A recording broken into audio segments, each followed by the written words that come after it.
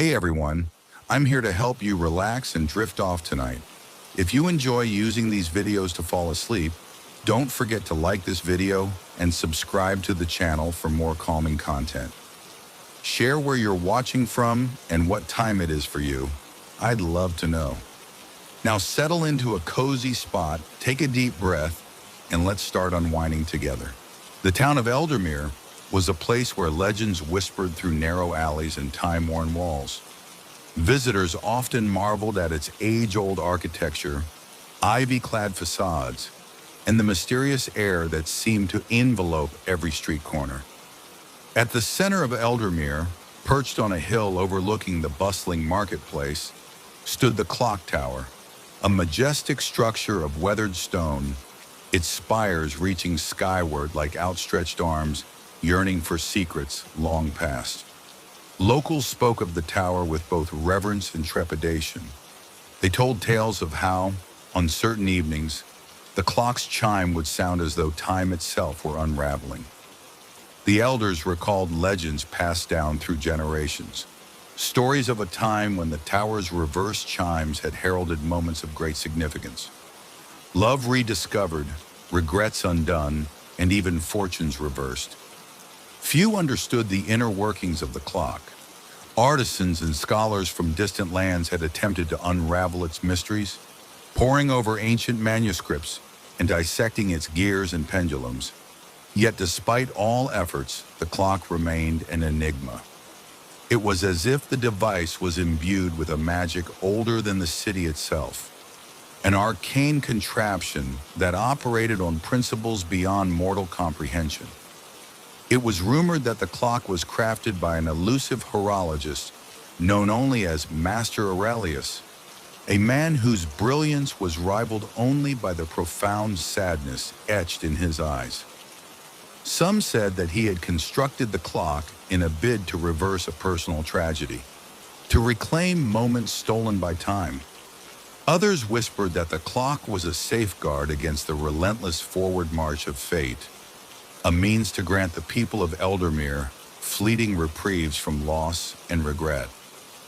On a crisp autumn morning, as amber leaves danced along the narrow lanes, a young woman named Leora arrived in Eldermere. Leora, a quiet soul with inquisitive eyes and an air of both melancholy and hope, had journeyed far in search of answers to questions that haunted her dreams. She had heard tales of the reverse chiming clock and believed that perhaps it held the key to mending a heart broken by time. Wearing a faded scarf and clutching a small leather journal filled with sketches and scribbled thoughts, Leora wandered through the town's winding streets. With every step, she felt the pull of history and the weight of untold stories embedded in the very cobblestones. At last, she found herself before the imposing clock tower, a sentinel that had witnessed the unfolding of countless lives. As dusk began to paint the sky in hues of violet and rose, Leora entered the clock tower's shadow. The town's residents gathered in hushed groups near the square, their faces reflecting a mixture of awe and uncertainty. She could hear the distant melodious chime, a sound that resonated like a memory unspooling in reverse. In that moment, Leora sensed that her arrival was no accident. She had been drawn to Eldermere by forces beyond her understanding, forces that offered the tantalizing possibility of turning back time, even if only for a heartbeat. An elderly clockkeeper named Emrys, with a beard as white as the winter's first snow and eyes that sparkled with centuries of wisdom, noticed Leora's quiet determination. He approached her gently and said, "The clock you seek does more than mark hours. It rewinds them. It offers a chance to revisit the moments we thought lost. But be warned, dear child, for time is a fragile tapestry. To unravel one thread may alter the weave of many others." Intrigued and emboldened by Emrys's words, Leora began to study the clock and its lore. In the tower's musty archives, she discovered journals and letters penned by Master Aurelius himself. His writings revealed a philosophy of time as something malleable, a river that could, in rare moments, be made to flow backward. According to his musings, the clock's reverse chime was a call to remember what was almost forgotten, the chance to mend old wounds, to relive moments of joy, and to reclaim a part of one's soul lost in the relentless progression of days. Leora spent long hours deciphering the intricate diagrams and poetic verses left behind by Aurelius. She learned that the clock's mechanism relied on rare celestial alignments and the convergence of human emotion with the raw magic of nature. Each chime, when it sounded in reverse, was believed to be a delicate invitation to step back into a moment that had slipped away, a fragile portal to the past. Leora's own past was a tapestry of both light and shadow. She remembered fragments of a childhood filled with laughter and love, yet also of a profound loss, a beloved friend whose absence had carved a hollow space in her heart. The reverse chimes stirred in her a desperate hope. Perhaps she could find a way to relive that cherished day, to say goodbye properly, or to mend what had been broken. One night, under a sky illuminated by a brilliant full moon, Leora climbed the narrow spiral staircase of the clock tower. The air grew thick with anticipation as she reached the top, where the great clock hung like an imposing maestro. As the clock began its eerie backward toll, Leora closed her eyes and let the sound wash over her. In that moment, she felt a strange pull, a sensation as if the boundaries between then and now were dissolving. In the space between chimes, Leora's vision blurred, and the world around her began to shift. Colors and sounds melded into a dreamlike tapestry as she felt herself pulled into a current of time flowing in reverse. When she opened her eyes again, she found herself standing in a familiar yet distant place, a scene from her past that she had long yearned to return to. She was in the old park where she and her dear friend, Miriam, had once spent endless summer afternoons. The air was filled with the scent of freshly cut grass and the sound of children's laughter. For a few precious moments, time seemed to rewind, offering Leora a chance to relive that blissful day, to embrace Miriam's warm smile, and to whisper secrets that only true friends could share.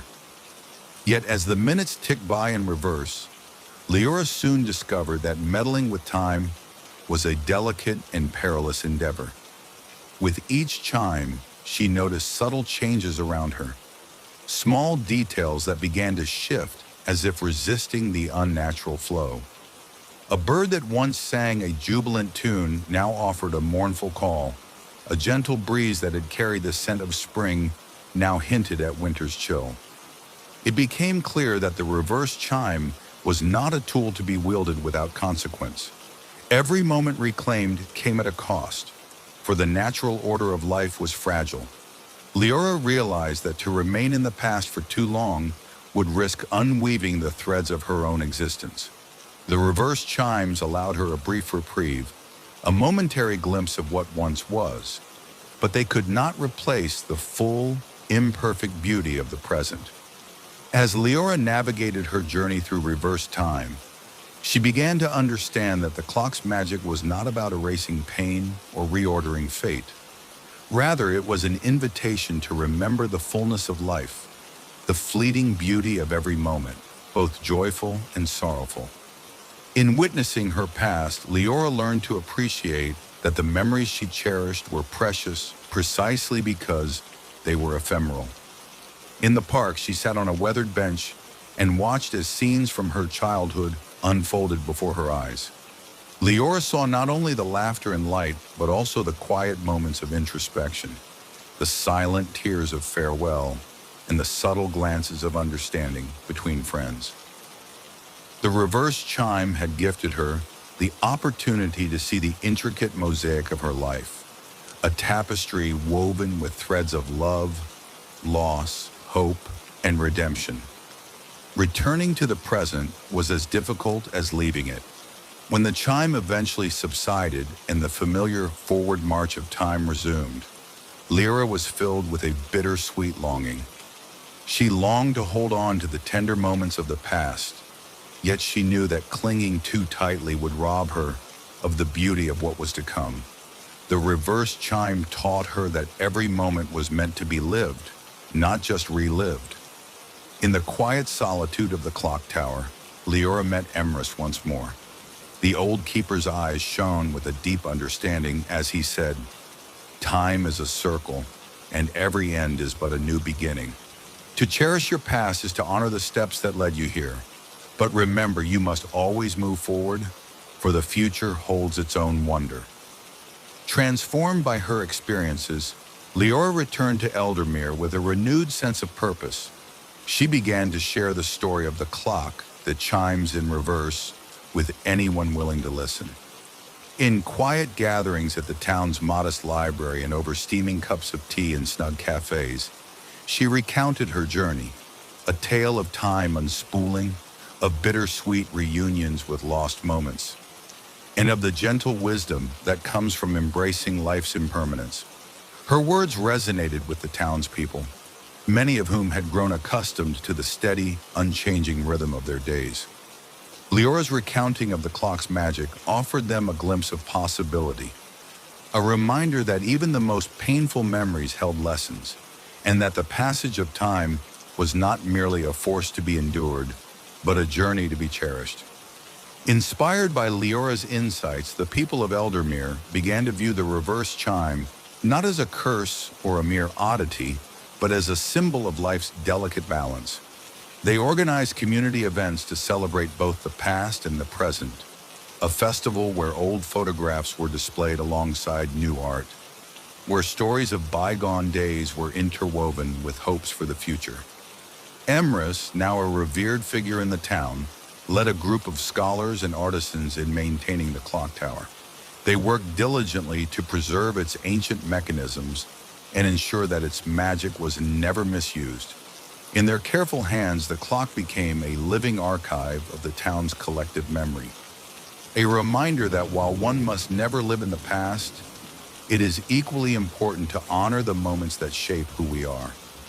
Years passed and Eldermere continued its gentle rhythm of life, each day marked by the steady progression of time and the occasional haunting reverse chime that stirred hearts and minds alike. Leora grew into a wise storyteller, her legacy interwoven with that of the clock and the town that had embraced its mystery. On quiet evenings, as the sun dipped below the horizon and the clock tower began its mystical toll, the townspeople would pause and listen. They would remember that time, like life, is a precious gift, each moment a note in the grand symphony of existence. And somewhere in the soft echo of the reverse chime, one could almost hear the laughter of old friends, the gentle murmur of forgotten promises, and the timeless truth that while we cannot reclaim yesterday, its memory lives on in the beauty of today. Thus, the legend of the clock that chimes in reverse endured, a story of love and loss, of hope and acceptance, and of the unyielding spirit that dares to challenge the relentless march of time. In every backward toll, the people of Eldermere found a reminder that even as the past fades into memory, it is never truly lost, for it echoes in every heartbeat and in every new beginning. Long ago, before the days of modern reason and certainty, the people of the land believed that every structure had a spirit, every place a purpose. In the heart of a rugged valley, where towering cliffs guarded the river's restless waters, a bridge of ancient stone was built. The stones were quarried from the very bedrock of the earth, and its arching form was the handiwork of unknown artisans, whose names were lost to time. The legend held that the bridge was not constructed solely to connect two banks, but to serve as a threshold between worlds. Its builders, guided by cryptic dreams and celestial signs, believed that by crossing the bridge, one would leave behind the burdens of their past, stepping into a realm of renewal and possibility. Yet there was a cost. For the moment the last footfall touched the far bank, the bridge would shudder, its stones trembling as if reluctant to let go of the souls that had dared traverse its span. In that instant, the bridge would crumble behind them, a final severance from the life and memories that had preceded the crossing. Generations grew up with this tale, And while many dismissed it as mere folklore, others felt the call of destiny in its somber refrain. Over time, the bridge became a symbol of irreversible change and the acceptance of fate, a physical manifestation of the choices that one makes, leaving the past behind to step boldly into an uncertain future. In a small village nestled at the river's edge lived Mara, a young woman whose life had been shadowed by loss and regret. Mara's parents had passed away when she was a child, and her memories were a blend of tender moments and painful farewells. For years, she carried the weight of what-ifs and the longing for a fresh start. One crisp autumn morning, a traveling storyteller arrived in her village, recounting tales of the crumbling bridge, a portal to a life unburdened by the past. Intrigued and desperate for transformation, Mara resolved to seek out the bridge. With little more than a satchel of meager belongings and a heart full of hope, she embarked on her journey. Along winding forest paths and over sunlit meadows, Mara encountered others drawn by the same whispered promise of renewal. Each traveler carried their own burdens, old wounds, shattered dreams, and secrets too painful to bear. And yet each was united by the desire to leave their past behind. Among the travelers was Elias, a seasoned wanderer whose eyes had seen the joys and sorrows of countless lands. His quiet demeanor belied a profound empathy for those he met along his travels. Then there was Leora, a spirited poet whose verses chronicled the beauty of fleeting moments, and Thomas, a scarred veteran seeking solace for a conscience haunted by battles long ended. Together they formed an unlikely fellowship, a mosaic of souls bound by shared hope and the promise of liberation. As they approached the valley where the bridge was said to reside, the landscape shifted dramatically. The lush, rolling hills gave way to rocky crags and deep ravines. The river, now wild and untamed, roared beneath a sky thick with gathering clouds. Yet amid the raw beauty of nature, there lay an unmistakable sense of foreboding, a silent warning echoing the ancient lore. After days of arduous travel, the companions reached a narrow pass carved into the cliffs. There, suspended between two jagged outcrops, was the crumbling bridge. Its structure, though majestic, bore the marks of age and sorrow.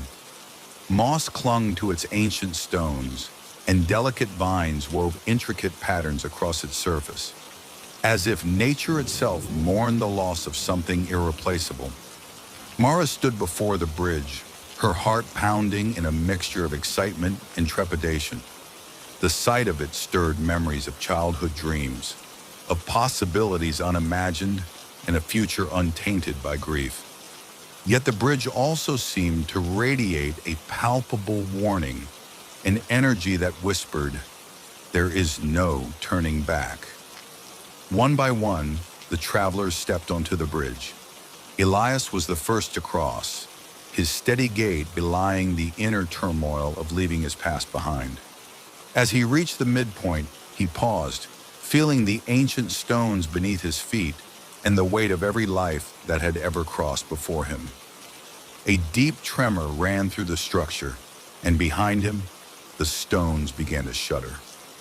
When his foot landed firmly on the far bank, a low rumble filled the air, and in a matter of moments, the span of the bridge crumbled into a cascade of rubble, swallowed by the churning river below. The sight was both breathtaking and harrowing, a symbol of irrevocable transformation. For Elias and for all who followed, the bridge's final act was not an act of destruction, but a sacrament of renewal. With each crossing, the past was left behind, carried away in the cascade of broken stone and fading echoes.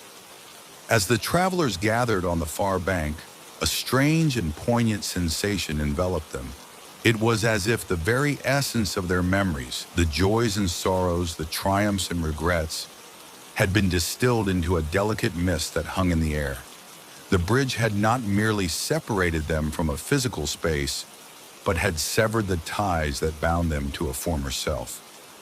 In that moment, Elias recalled fragments of a long-forgotten lullaby his mother used to sing.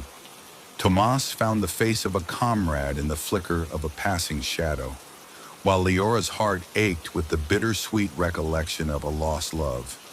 Yet amid the sorrow, there was an undeniable beauty, a liberation in the knowledge that the past could no longer hold them captive. With each memory that dissipated like mist, the travelers felt a subtle lightness, a readiness to embrace whatever the future might hold. However, the transformation was not without its cost. As the memories faded, so too did the concrete details of the lives they once knew. Some feared that in losing the past, they would lose their very identities.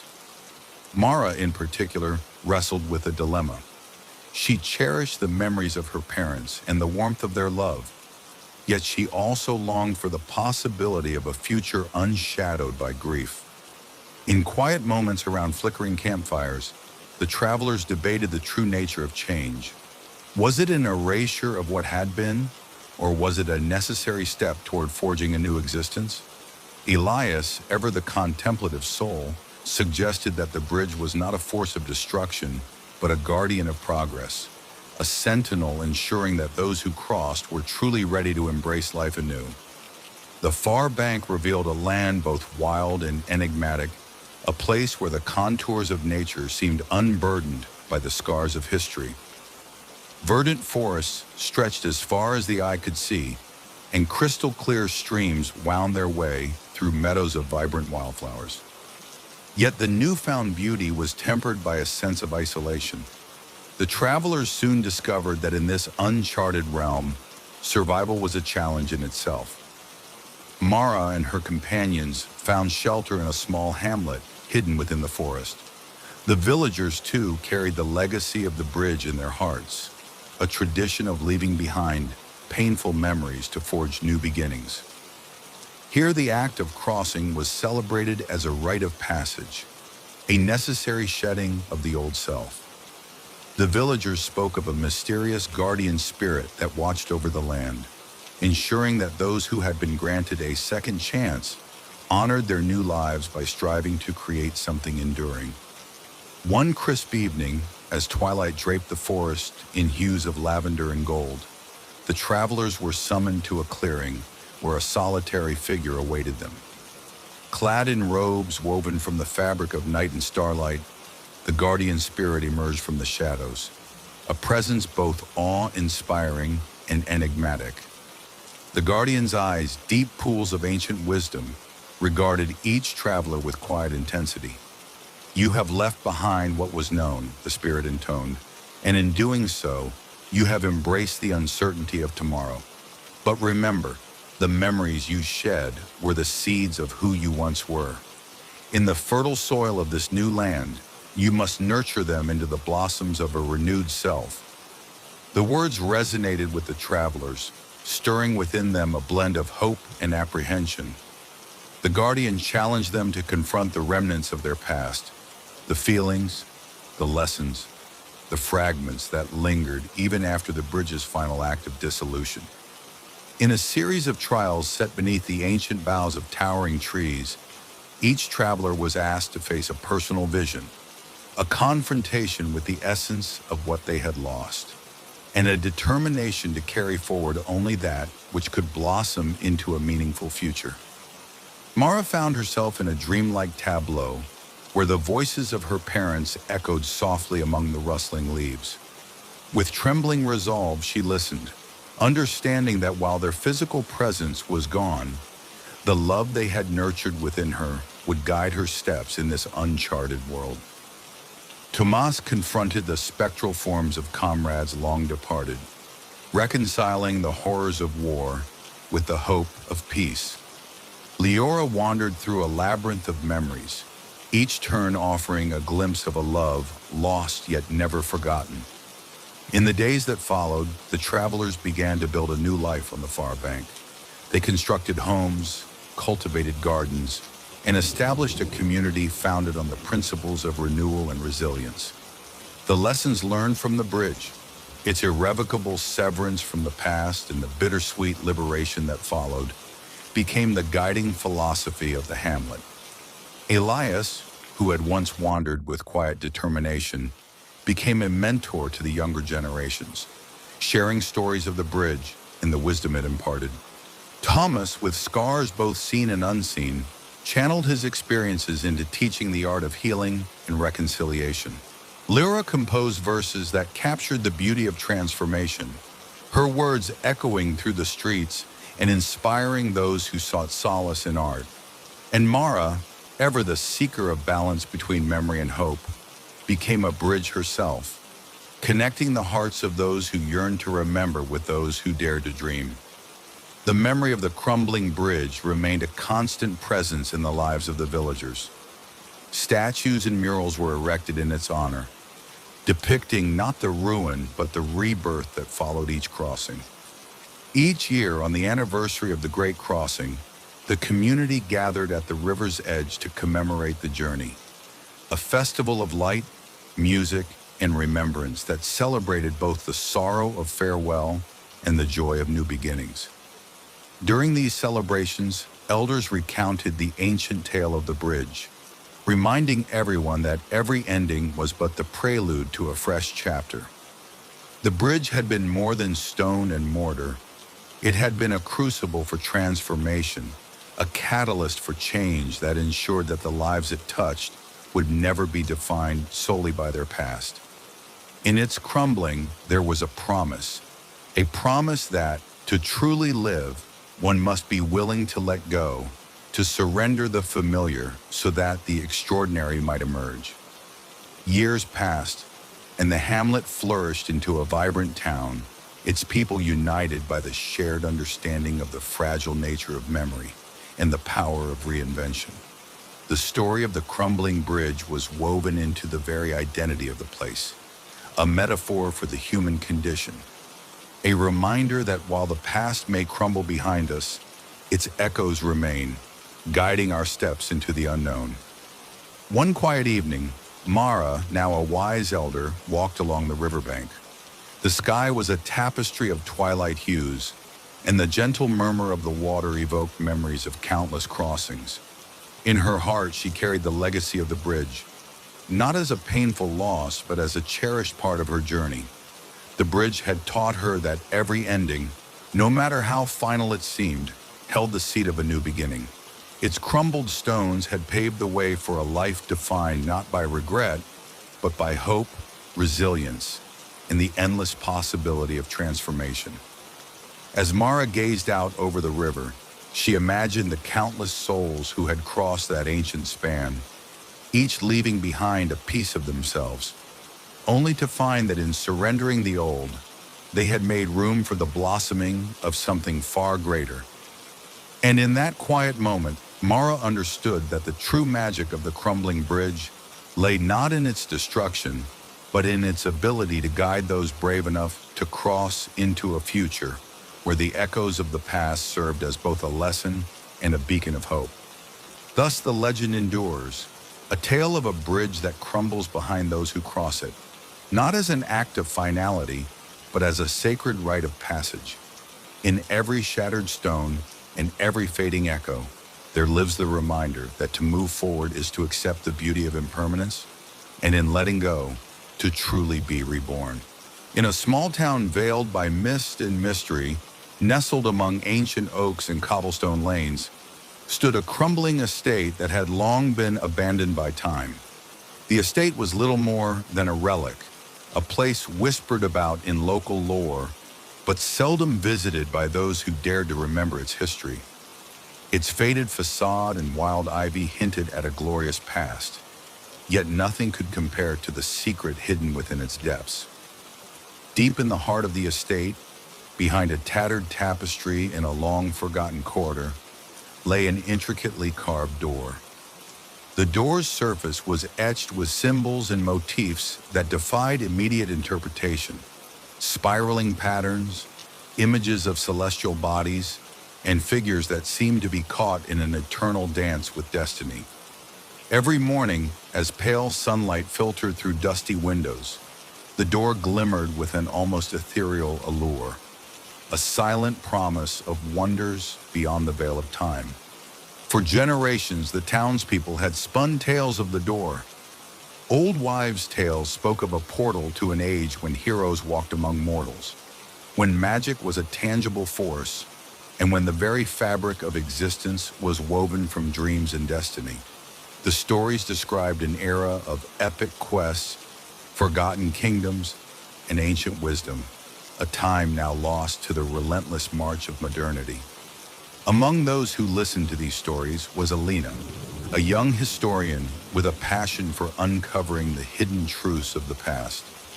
Alina was known for her insatiable curiosity and her long-forgotten notebooks filled with sketches, faded maps, and cryptic legends. Drawn inexplicably to the abandoned estate, she felt in her bones that the door was no mere remnant of bygone architecture. It was a threshold to a realm that history itself had tried to forget. One chilly autumn evening, when the sky was set ablaze with hues of amber and violet, Alina arrived at the estate. The wind whispered through the ruins as if carrying voices from an age-long past. With a lantern in hand and determination burning in her heart, she made her way through the overgrown gardens and cracked pathways. Every step seemed to echo with the weight of untold stories, urging her onward to the corridor where the mysterious door awaited.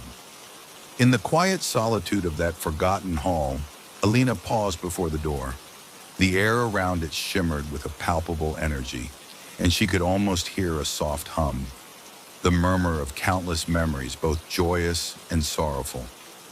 Her fingertips brushed over the carved surface, tracing the intricate details, and in that moment, the door seemed to pulse under her touch, as if acknowledging her arrival. Gathering her courage, Alina pressed the ancient brass handle. With a low groan that resonated through the corridor, the door swung open to reveal a blinding light. Stepping through, she felt a strange sensation, as if the ground beneath her shifted and the world around her was dissolving into particles of luminescent dust. The sensation was both terrifying and exhilarating, for Alina knew that she had crossed an invisible line between her world and one that existed only in legend. On the other side, she found herself in a realm untouched by modern hands. The air was fragrant with the scent of wildflowers and rain-soaked earth, and the sky overhead shone with a clarity that defied the haze of time. Before her sprawled a vast landscape of rolling hills, ancient forests, and monumental ruins that whispered of a civilization lost to history. It was a world where every element, from the whispering winds to the silent stones, told stories of a forgotten era. As Alina ventured deeper into this extraordinary realm, she discovered remnants of a culture that had flourished in the embrace of magic and myth. In a village built of sun-dappled stone and timber, she encountered people who lived in harmony with the ancient rhythms of nature.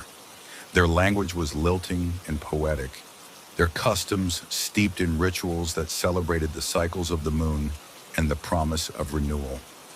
A kindly elder whose eyes sparkled with a wisdom born of countless seasons welcomed her. He explained that the realm was known as Eldoria, a sanctuary where the past and present converged, where the forgotten era had been preserved by those who cherished its beauty and its mystery. The people of Eldoria, he said, were the custodians of ancient lore, living in a delicate balance between remembrance and oblivion. They believed that the door was not merely an accident of history, but a deliberate portal, a gift from the gods meant to bridge the chasm between worlds. During her time in Eldoria, Alina immersed herself in the rich tapestry of its history. Elders recounted legends of mighty kings and enchanted forests, of battles fought under starlight, and of love that transcended lifetimes. Ancient murals in the town's grand hall depicted a time when magic flowed freely, when the elements danced in unison, and when the human spirit soared to heights unimagined. One such tale was that of a great queen who ruled with both strength and compassion, uniting warring tribes and nurturing a culture of art, science, and mysticism. Her legacy, the people said, was enshrined in the very stones of Eldoria, her wisdom and her sorrow interwoven with the land. Alina listened in awe as the elders described rituals performed under the silver glow of the moon, rituals designed to honor the door and the passage it provided to a world beyond ordinary life.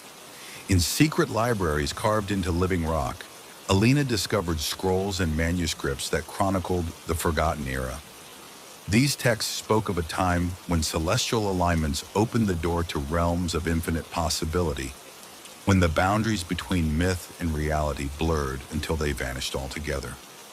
With each word she read, Alina felt herself drawing closer to the heart of the mystery, a mystery that resonated with her own unquenchable thirst for knowledge and truth.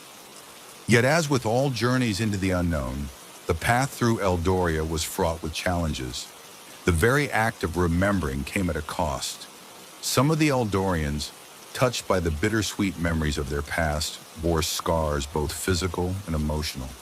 They carried within them the weight of ancient sorrows and the wounds of battles fought in realms beyond the mortal coil.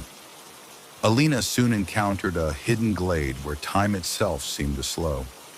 Here, amid ancient trees whose bark was inscribed with runes of protection, she faced visions of her own past, a tapestry of joys and regrets interwoven in a dreamlike dance. The glade tested her resolve, forcing her to confront the shadows of memories long buried. In that sacred space, she learned that to understand the forgotten era, one must also understand oneself. The trials were both a purification and a revelation, imbuing her with a newfound strength and clarity. One fateful night, as the twin moons of Eldoria rose in silent splendor, Alina was summoned by the village seer. In a chamber illuminated by the soft glow of enchanted lanterns, the seer revealed the ultimate secret of the door. It was not merely a passage to a forgotten era, but a living testament to the cyclical nature of time itself. The door, the seer explained, was both an end and a beginning, a reminder that every age must someday yield to the next, and that in every ending there lay the seed of rebirth. The seer spoke of an ancient prophecy, that one day a traveler from another world would find the door, and by embracing the legacy of the forgotten era, would help restore balance to the cosmos. The seer's words resonated deeply within Alina, for she felt that her destiny was intertwined with the fate of Eldoria. It was a calling to become more than a mere observer, a guardian of ancient wisdom and a bridge between eras. As the days turned into weeks, Alina found herself at a crossroads. She had uncovered the secrets of Eldoria and witnessed the splendor of a world that time had forgotten.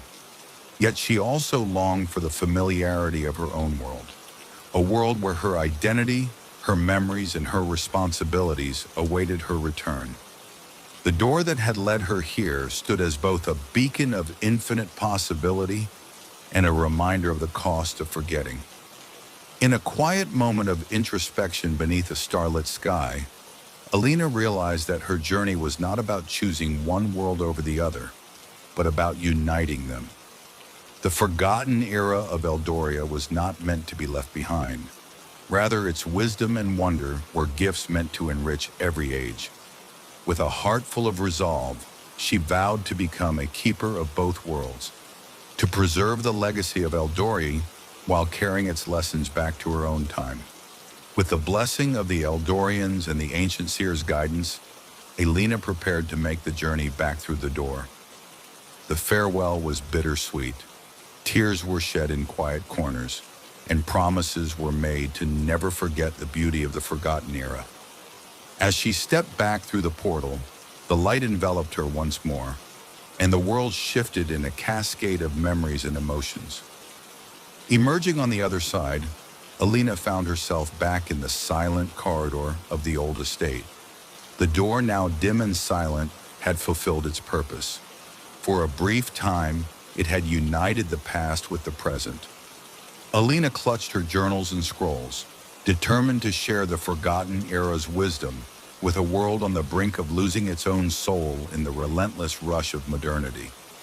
In the months and years that followed, Alina dedicated herself to bridging the gap between the two worlds. She traveled far and wide, sharing tales of Eldoria's magic, of ancient rituals and forgotten heroes, and of a time when the world was alive with wonder and mystery. Through her lectures, her writings, and the restoration of ancient artifacts, she slowly rekindled a collective memory, an echo of an era that had once flourished in beauty and grace. Communities began to listen, and slowly people learned to cherish their past once again. Statues were erected, festivals were celebrated, and most importantly, a sense of wonder was rekindled in the hearts of those who had long forgotten how to dream. Alina's legacy became a beacon for future generations, a reminder that every door, no matter how ancient or mysterious, holds the promise of discovery and renewal. The estate now stands as a quiet monument to the mysteries of time. The door, though silent, remains a powerful symbol, a threshold between what was, what is, and what may yet be. And every so often, on nights when the wind carries the scent of ancient secrets, a glimmer of light can be seen emanating from its frame, as if inviting a new soul to step forward and embrace the forgotten era that lives on in every heartbeat of time. Alina's story, woven into the fabric of both her world and that of Eldoria, endures as a testament to the power of memory, the beauty of transformation, and the eternal promise that every ending is but the beginning of another grand adventure. Thus concludes the tale of the door that leads to a forgotten era, a story of courage, of loss and redemption, and of the unyielding human spirit that dares to remember the magic of days long past while forging a future enriched by their timeless wonder. Every sunrise in Aurelia was a rebirth, a time when the townspeople stirred from a night free of recollection.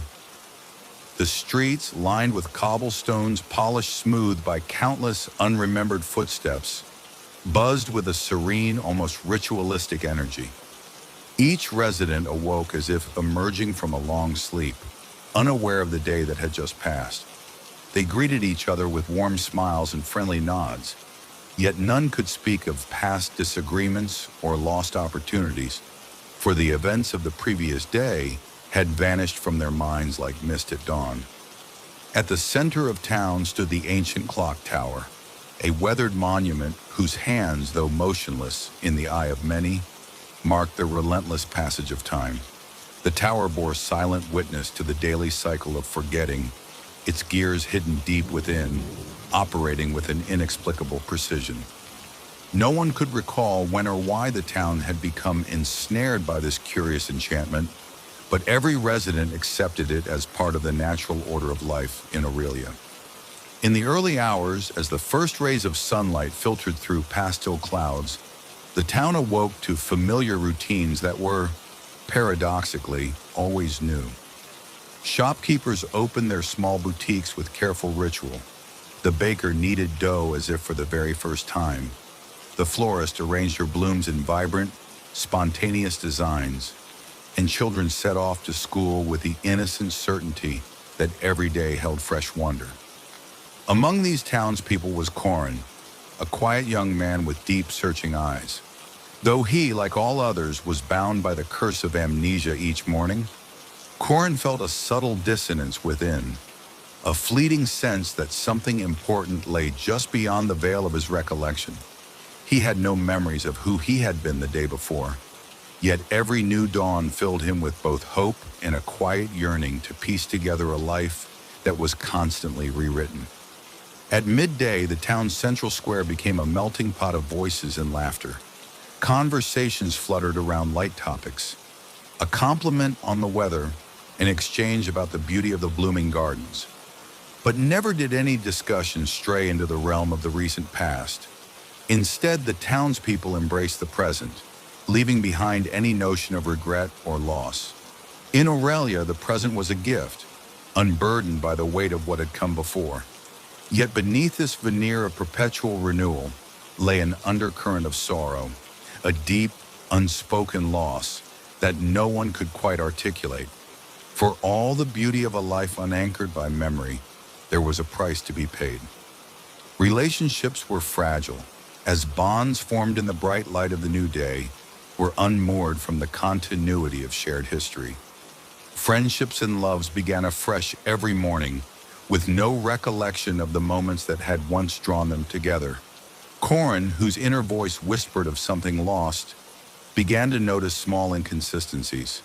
A faded scar on a neighbor's hand here, an inexplicable tear in a beloved painting there. Clues that suggested remnants of a forgotten yesterday. Late in the afternoon, when the sun began its slow descent and shadows grew long, he felt an inexplicable pull toward the ancient clock tower. There, behind the silent facade of stone and metal, he sensed an energy, as if the tower held the key to the mystery of Aurelia's vanishing yesterdays. One evening, as twilight draped the town in soft indigo hues, Corin resolved to seek answers. He retraced his steps along winding alleys and narrow lanes, quietly questioning the elders who seemed to carry a weight that defied their morning cheer. Yet every time he asked about the events of the day before, their eyes would cloud over with confusion, and they would only offer gentle smiles and assurances that each day was a blank canvas upon which new stories were painted. Driven by an inner urgency, Corin began to document his own experiences. He kept a secret journal hidden beneath a loose floorboard in his modest home, a desperate attempt to capture fleeting moments before they slipped away. Each evening, under the dim glow of a flickering candle, he recorded details. The color of the sky, the sound of a distant bell, the laughter of a child echoing in the square. Though he knew that come morning these entries would lose their personal meaning, he clung to the hope that some pattern, some deeper truth might be discerned.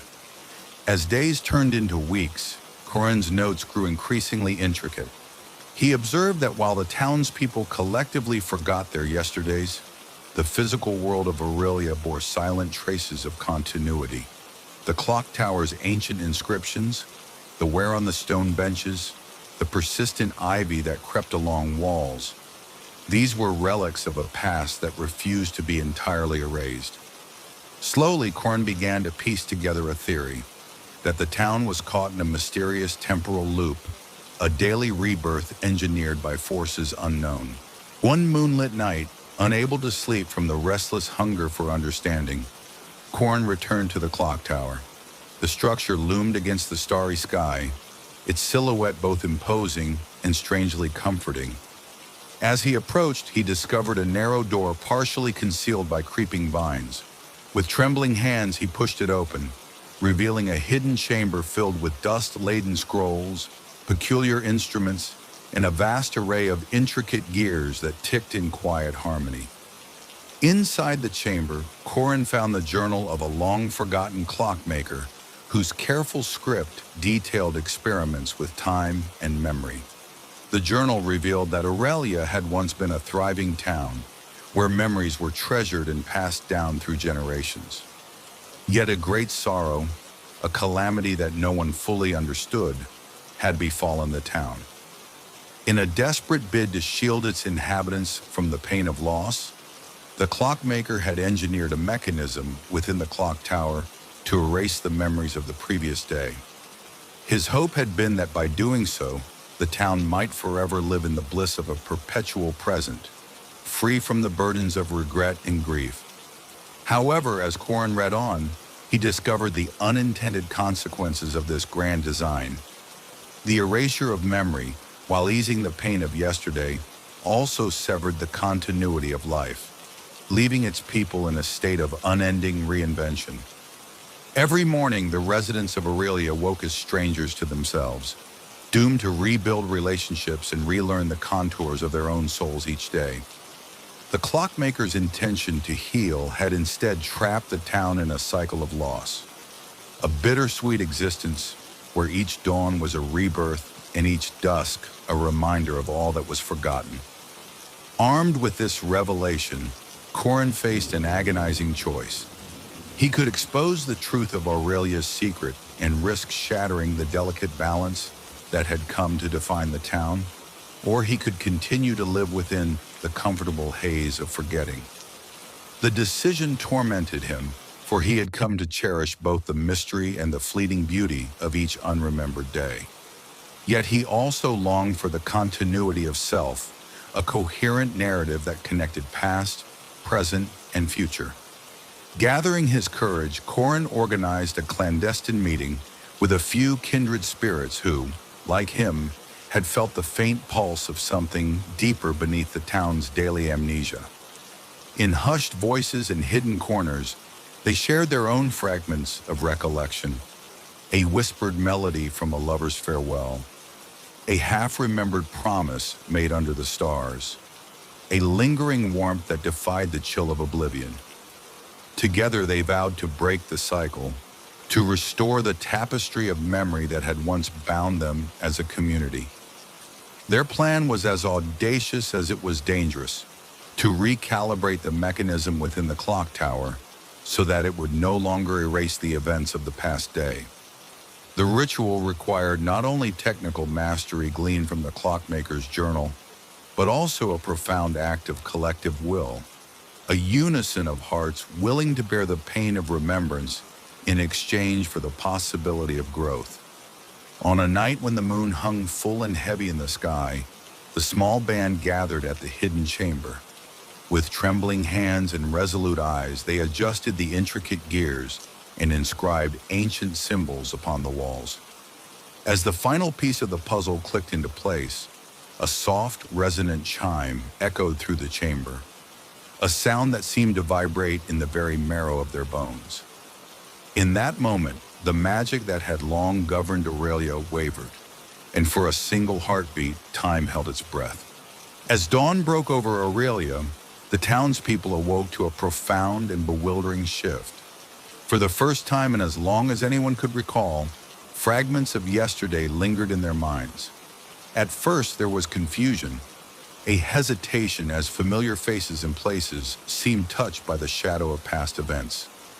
A baker paused before kneading his dough, sensing a poignant memory of a day filled with shared laughter that now surfaced like an echo from a dream. Neighbors greeted one another with tentative glances, as if unsure whether the bonds of friendship could now endure beyond a single day.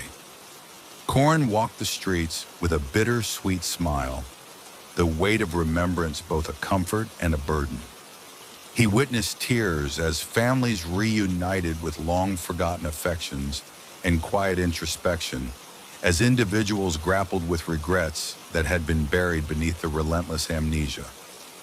The town of Aurelia was awakening not only to a new day, but to a new reality. One where the continuity of memory offered the promise of growth, reconciliation, and even redemption. Yet the change was not without its challenges. The re-emergence of memory brought with it the full spectrum of human emotion: pain, sorrow, and loss, once washed away by the gentle tide of forgetfulness, now returned in vivid color. Old wounds were reopened, and the collective heart of the town ached with the burden of remembered grief. But amid the tears, there was also joy, the rekindling of relationships once thought ephemeral, the reclaiming of personal histories, and the newfound resolve to build a future that honored both the beauty and the sorrow of life. In the days that followed, Aurelia underwent a transformation. The clock tower, once a silent arbiter of oblivion, now stood as a monument to the town's reclaiming of its identity. Its chime, no longer a harbinger of erasure, resonated through the streets as a reminder that every moment, both the joyous and the painful, was an integral part of the human journey. Years later, the story of Aurelia became a legend in its own right, a testament to the resilience of memory and the indomitable spirit of a community that refused to let go of its past. Children grew up hearing tales of the old days, not as stories of sorrow, but as lessons in the beauty of remembrance and the strength found in shared history. Families gathered around hearths to recount the chronicles of their ancestors, And the town's archivist, inspired by Corrin's secret journal, compiled a great compendium of memories that spanned generations. Corrin, now an elder with kind, reflective eyes, would often sit by the base of the clock tower, watching the interplay of light and shadow as the day unfolded. He remembered the nights of clandestine gathering, the trembling hope of a single chime, and the courageous decision to embrace the full spectrum of life. In his heart, he knew that while memory could be a source of pain, it was also the wellspring of wisdom, empathy, and connection.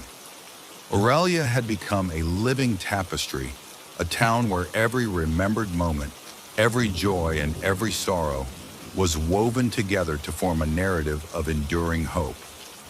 In the quiet corners of the town, in the whispered greetings of neighbors, and in the steady chime of the clock tower, the legacy of yesterday lived on, guiding the people of Aurelia toward a future rich with meaning, forged by the power of memory and the courage to face life as it truly was. And so, in this town where no one once remembered yesterday, the people learned that the act of remembrance was not a curse, but a gift, a key to understanding who they were, and a beacon to light the path toward tomorrow. Every autumn, as the leaves turned brilliant hues of red and gold, the air in Elder Grove grew thick with anticipation and fear. It was during this season that the house was said to reappear, a structure woven from shadows and mystery. The house was not marked by grandeur in its physical construction. Rather, it possessed an uncanny charm that drew wanderers and dreamers alike. Locals believed it was built by a forgotten craftsman whose sorrowful love had imbued the walls with secrets too heavy for daylight. Margaret Hensley, a sprightly woman in her late 50s and a lifelong resident of Elder Grove, recalled the first time she had seen the house. "I was a child then, playing hide-and-seek in the wood," she often said with a wistful smile. "I hid in a thicket until I stumbled upon a clearing where a strange, silent house stood. But as the first glimmers of dawn crept over the horizon, it dissolved into the morning mist, as if it had never been there at all." Her words carried both wonder and a melancholic note, hinting at secrets too delicate to be disturbed. One particularly crisp autumn evening, a curious outsider named Elias arrived in Elder Grove. An academic with a passion for folklore and mystery, he had heard the stories of the vanishing house and felt compelled to witness the phenomenon for himself. With notebooks in hand and a heart brimming with anticipation, he set off into the deepening twilight, guided by the half-whispered directions of the locals.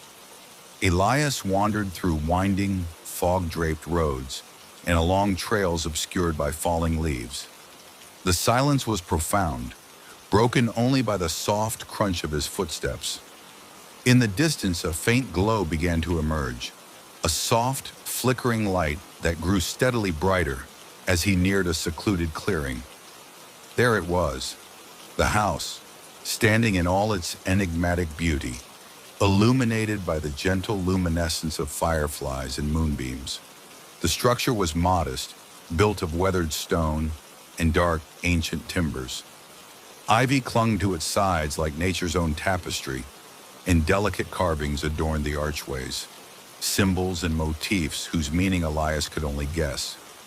The house seemed both inviting and foreboding, as though it held memories of both joy and sorrow. Elias hesitated at the edge of the clearing, uncertainty battling with irresistible curiosity.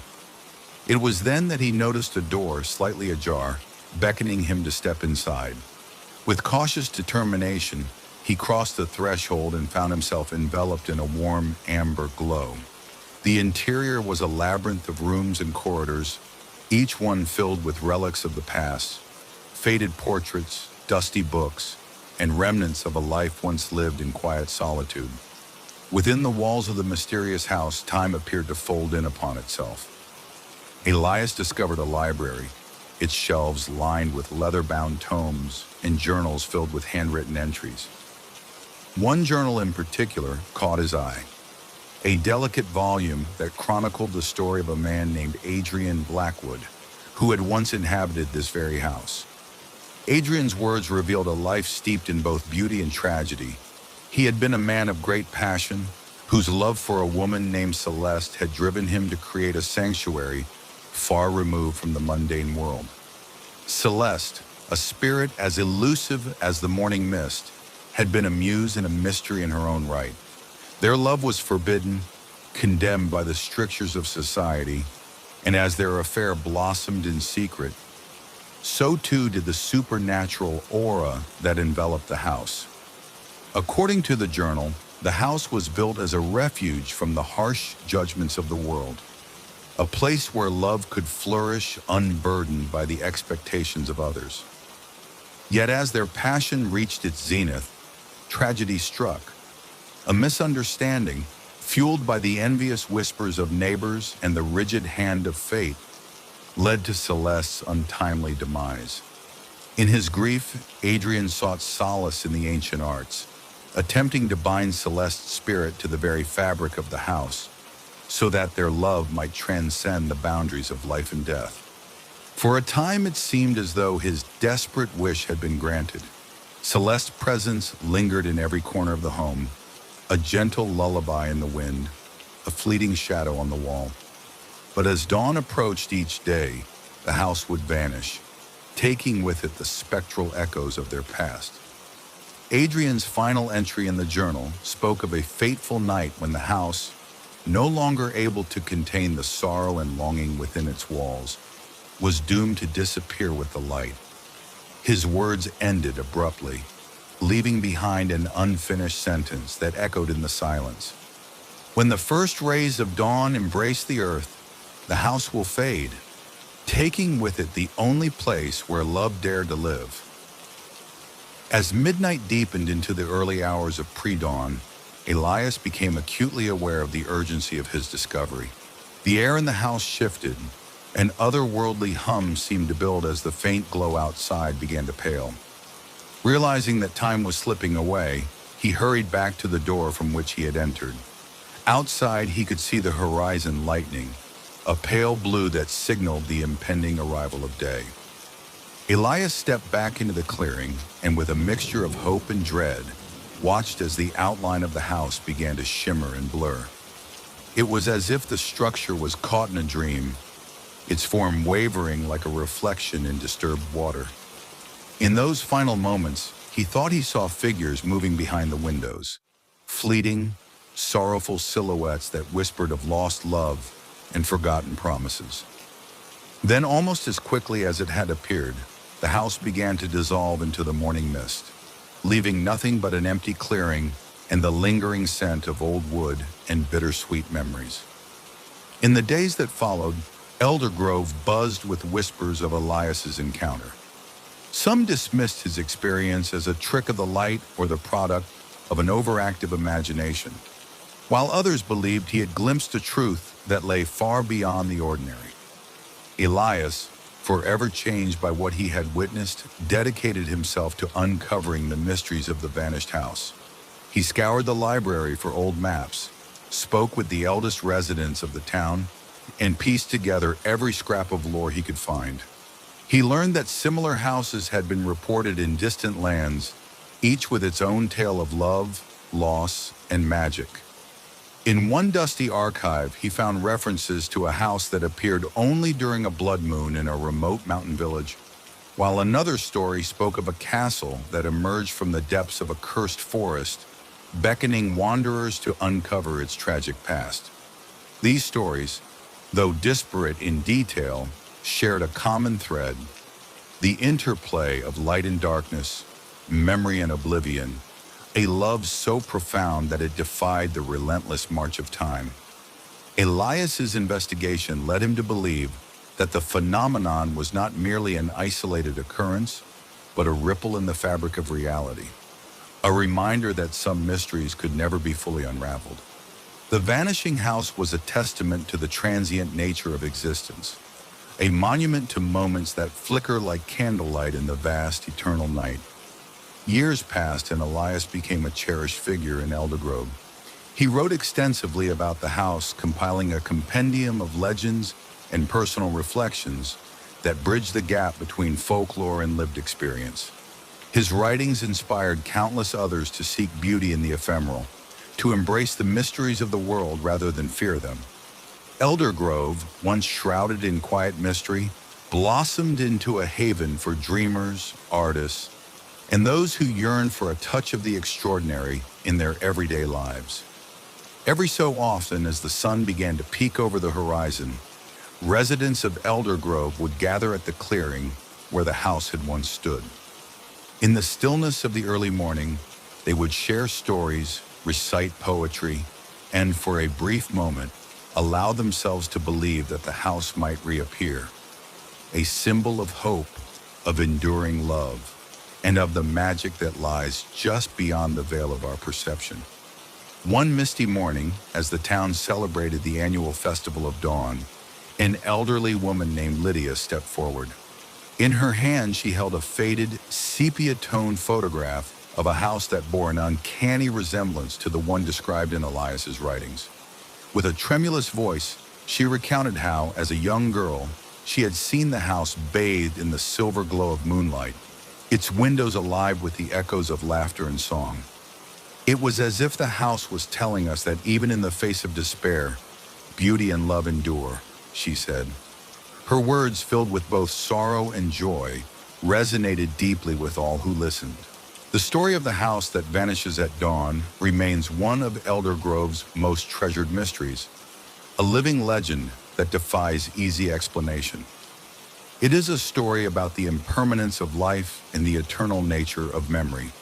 Like the fleeting beauty of a sunrise, the house reminds us that all things of great significance are transient.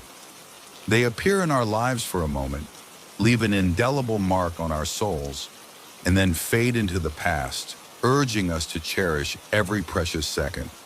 For those who wander through life with open hearts and curious minds, the vanished house is a beacon, a symbol that even when things seem lost, there is always a glimmer of wonder waiting to be discovered in the darkness.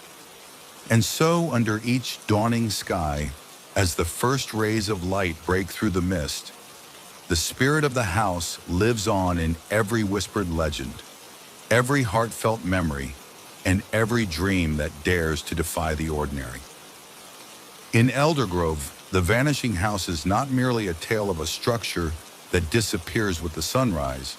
It is a timeless reminder that some mysteries are meant to be experienced, not solved, a poignant celebration of love, loss, and the beauty of ephemeral moments that linger long after the dawn has broken. Thus, the tale of the house that vanishes at dawn continues to echo through time, a story as endless and as elusive as the mist that cloaks its memory every new day. Marianne Hastings, a young historian with a passion for forgotten lore, had spent her early years enthralled by the stories of Hollow's End. Every time she visited her grandmother's attic, hidden among dusty photo albums and faded letters, she would find a reference to the mansion on Briar Lane. The mirror, as it was called, had been a part of the mansion since time immemorial, a relic of an age when magic and mystery intertwined with everyday life. The local legend told that the mirror did not reflect what was in front of it at midnight. Instead, it revealed the secret self, the person's hidden past, their true desires, or even a glimpse of another life entirely. Some said it was cursed, others claimed it was blessed. For Marianne, it was an irresistible invitation to uncover the truth behind the myth. When Marianne received word that she had inherited the mansion from a distant relative, she could scarcely contain her excitement. With trembling hands, she took the rusted key and set out for Briar Lane, her mind already swirling with possibilities. The mansion was a grand structure, its stone facade cloaked in ivy and mystery. Inside, the air was heavy with the scent of old wood and memories long past. Exploring room after room, Marianne discovered relics of a bygone era. A dusty piano that still produced a faint melody when touched by moonlight, faded portraits that seemed to watch her every step, and finally a door leading to a secret chamber. Behind this door lay the mirror, hidden under a velvet cloth as if it were a priceless artifact meant to be kept safe from prying eyes.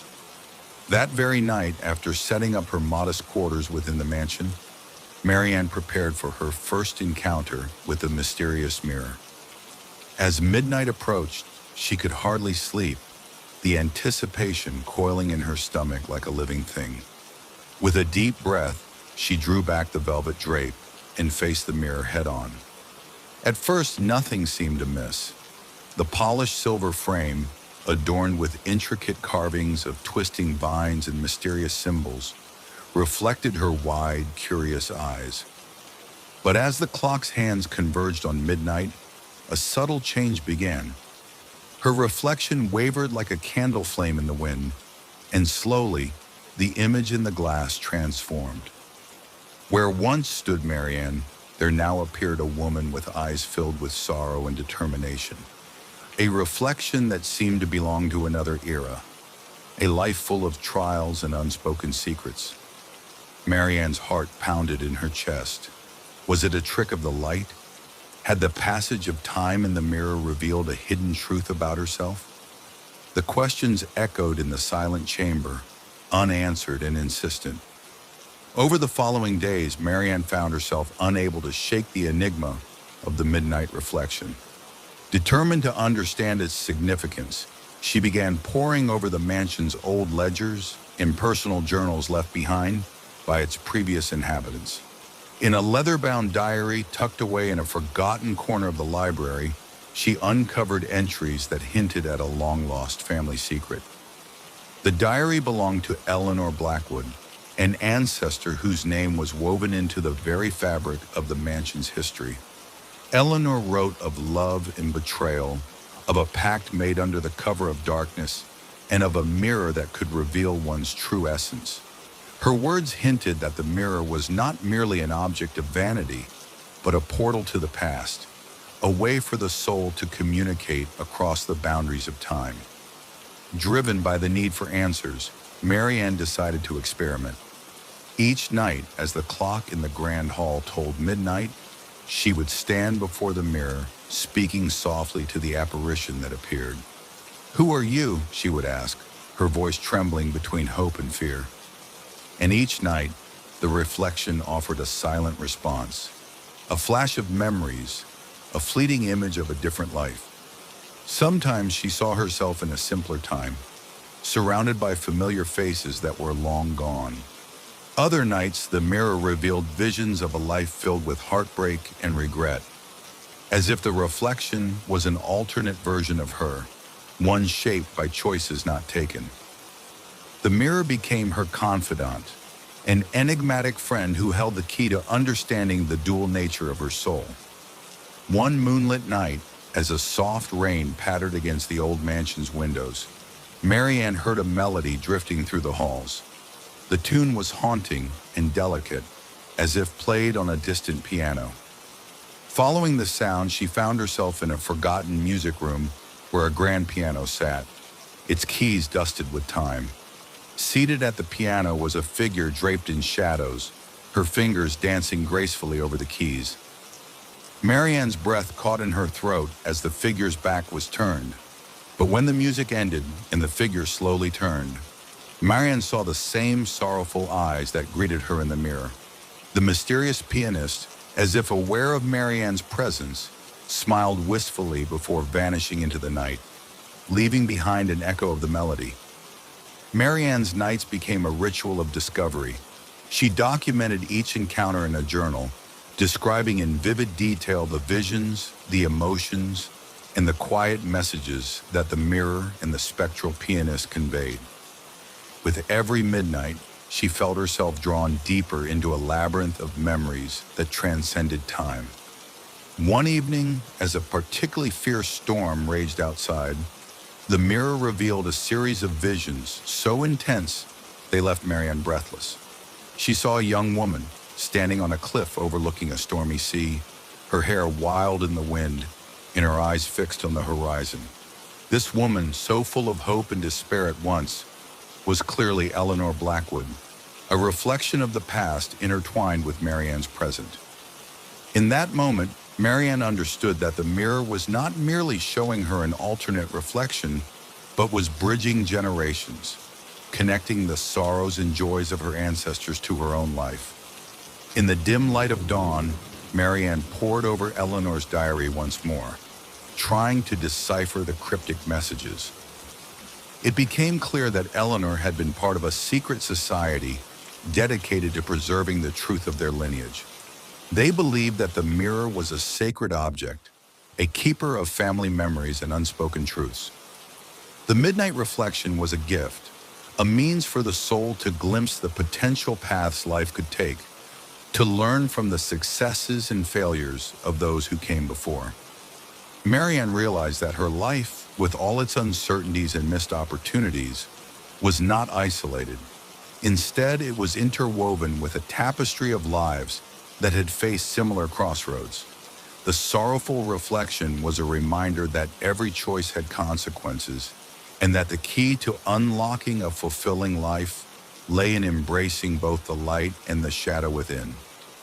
Armed with this new understanding, Marianne began to see the mirror not as a harbinger of doom, but as a guide. Each midnight encounter became a lesson in self-reflection, a dialogue with the self that could have been, a mirror of her innermost truths. She learned to accept the parts of herself she had long ignored, the yearning for adventure, the sting of past regrets, and the courage to forge a new path. Marianne's nights grew less solitary as she welcomed the wisdom of the mirror into her daily life. She started to paint again, capturing the elusive images that the midnight mirror offered. And each brushstroke was an act of redemption, a merging of the past and the present. The mansion on Briar Lane transformed from a relic of forgotten time into a sanctuary of creativity and introspection.